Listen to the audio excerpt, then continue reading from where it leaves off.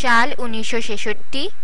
রাজ্যের তৎকালীন মুখ্যমন্ত্রী শ্রী প্রফুল্লচন্দ্র সেন মহাশয়ের হাত দিয়ে ঈশ্বরগুপ্ত সেতুর শিলান্যাস সাধিত হয়। পূর্বে কল্যাণী শহরের গুরুত্ব বৃদ্ধি পেয়েছিল কল্যাণী হাইওয়ে নামে কল্যাণী ব্যারাকপুর সড়ক নির্মাণ করে। পরবর্তীকালে 1981 সালে এই শহরের নিকটে হুগলি নদীর উপর কল্যাণী বাঁশবেড়িয়া সংযোগকারী একটি সেতু নির্মাণের কাজ শুরু হয়। পশ্চিমবঙ্গ সরকারের পূর্ত দপ্তর সড়ক বিভাগের তত্ত্বাবধানে এই সেতু নির্মাণের কাজ শুরু হয়। সেতু নির্মাণের দায়িত্ব নেয় হিন্দুস্তান কনস্ট্রাকশন কোম্পানি লিমিটেড। 1989 সালে এই সেতু নির্মাণের কাজ শেষ হয়।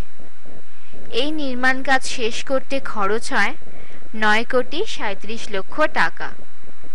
নবনির্মিত এই সেতুর সঙ্গে সড়ক যোগাযোগ হয় হুগলি নদীর পূর্ব তীরে কল্যাণী হাইওয়ে এবং পশ্চিম তীরে 2 নম্বর জাতীয় সড়কের সঙ্গে। ইতিপূর্বে কল্যাণী হাইওয়ে 34 নম্বর জাতীয় সড়কের সাথে যোগসূত্র স্থাপন করে।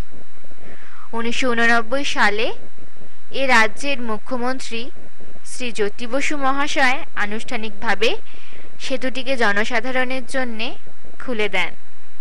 এই সেতুটি হওয়ার ফলে হুগলি নদীর উভয় তীরের জনগণের কাছে এক নতুন দিগন্ত খুলে যায়।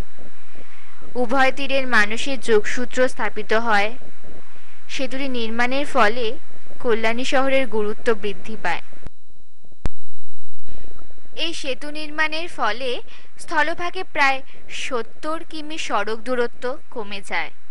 কল্যাণী ও বাঁশবেড়িয়া এই দুই শিল্প শহরকে হুগলি নদীর বিশাল জলরাশি যে ব্যবধান সৃষ্টি করে রেখেছিল তা ঘুচে যায় এবং উভয়ের মধ্যে চিরদিনের নিবিড় যোগসূত্র স্থাপিত হয় দুই শহরের শিল্প সংস্কৃতির বন্ধন।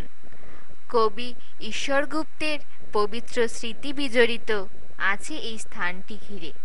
তাই সর্বসম্মতিক্রমে সেতুটির নামকরণ হয় ঈশ্বরগুপ্ত সেতু।